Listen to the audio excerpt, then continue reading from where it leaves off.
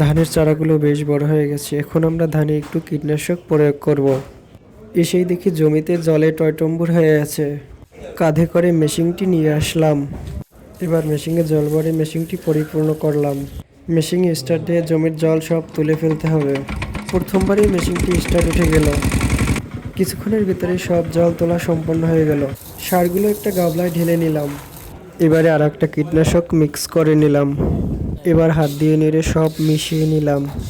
সারের গামলাটি নিয়ে জমির ভিতরে নেমে পড়লাম। এবার সমপরিমাণে চতুর্দিকে ছিটিয়ে দিতে শুরু করলাম।